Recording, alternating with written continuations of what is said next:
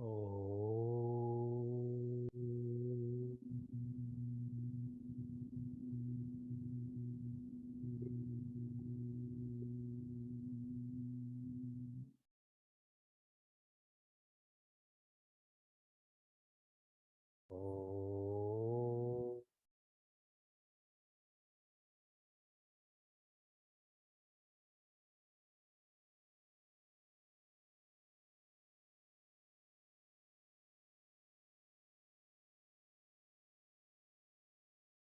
Oh.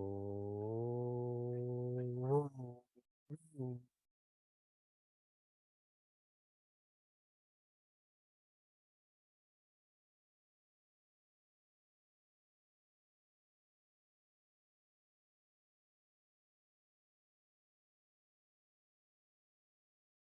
Welcome to Meaningful Mornings.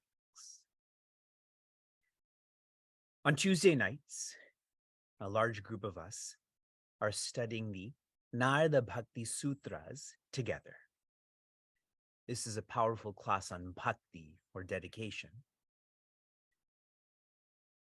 Rishi Narada is often known or felt as Kalaha Priyaha. Priyaha means to whom it is dear. Kalaha means conflict. Wherever Rishi Narada goes, there is conflict. Whether Kamsa and Devi Devaki, or Hiranyakashipu and Bhakta Prahlada. Remember, though, this conflict always leads to resolution. Does your conflict also lead to resolution? We are also Kalahapriya, but the ends is different, which is why I've shared in reference to a guide that they challenge us because they are compassionate towards us. If someone is not challenging you to be the best version of you, are they compassionate then? We are in the final verses of Bhagavad Gita's chapter 16. It is a appendix to Bhagavad Gita. There is a lot of practicality that is shared in this chapter. In verses 13 to 15, Sri Krishna is describing what is going on in the mind of one who is selfish. They are incomplete, so they gain, but they still feel incomplete, so they feel they're going to gain more. There is an endless dialogue. It is exhausting. In verse 16, Shri Krishna shares, one who thinks like this is going to fall. Not externally, internally, they will devolve all the way to hell. In verses 17 to 18, Shri Krishna is showing the signs one will see as they fall, devolve into hell.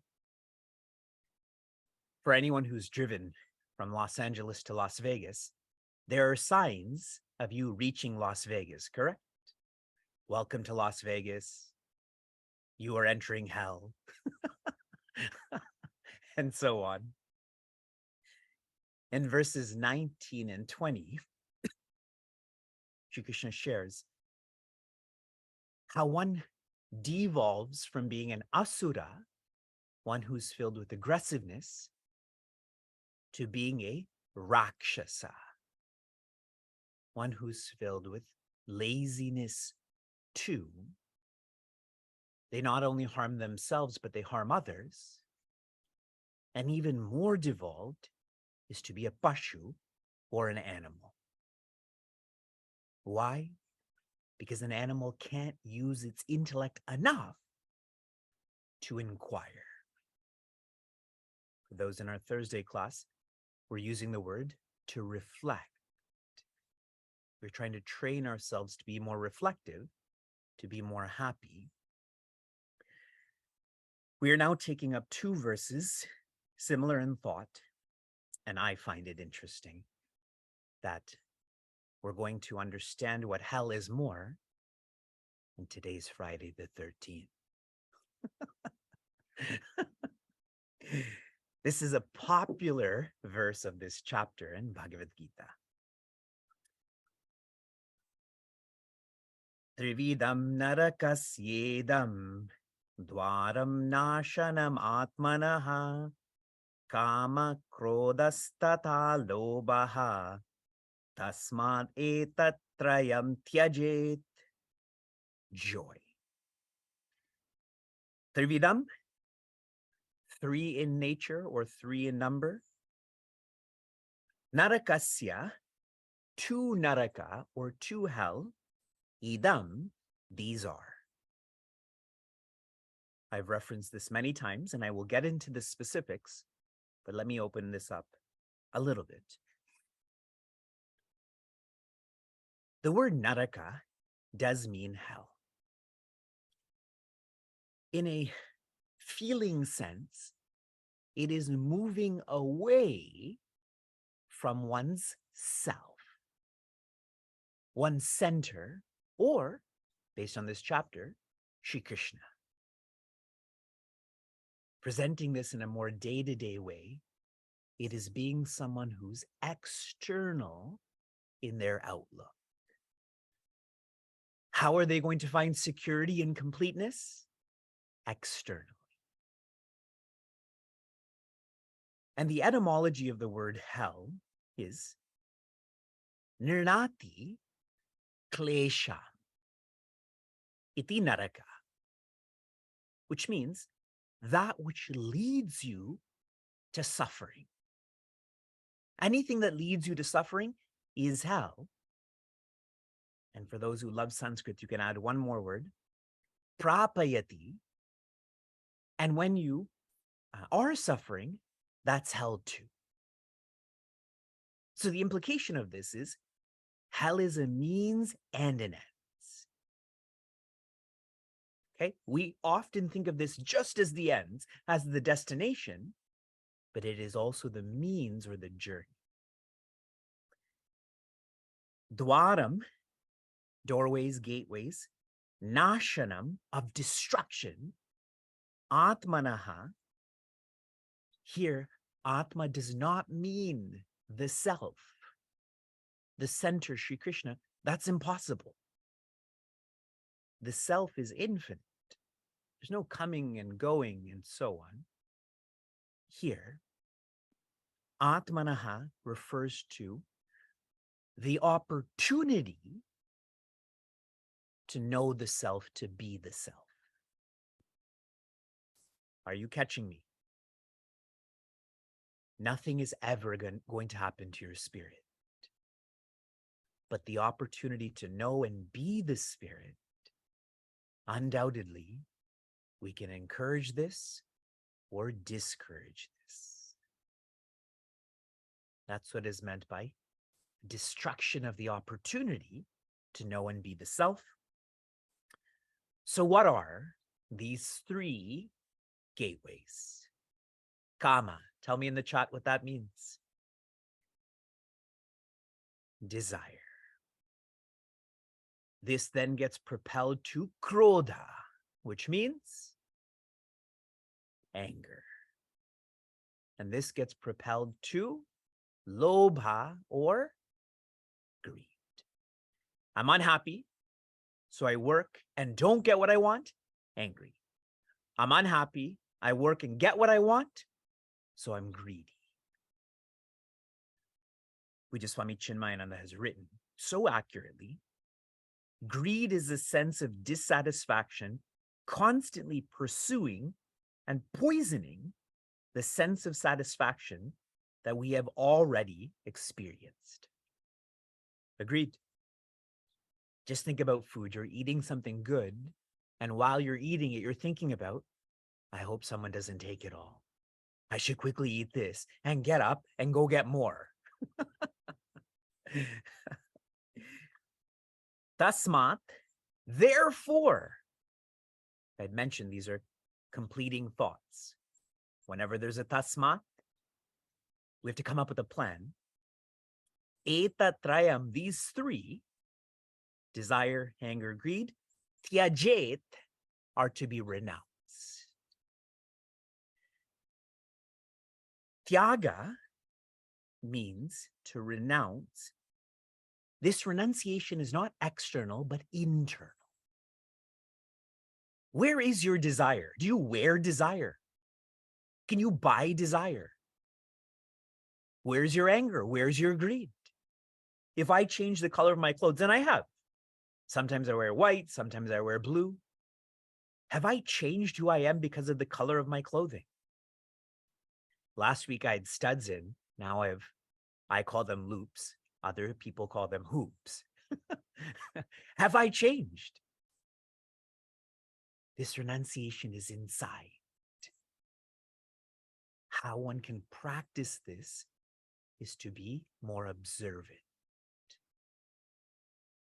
Observe what you're desiring, and you will see that desire is futile.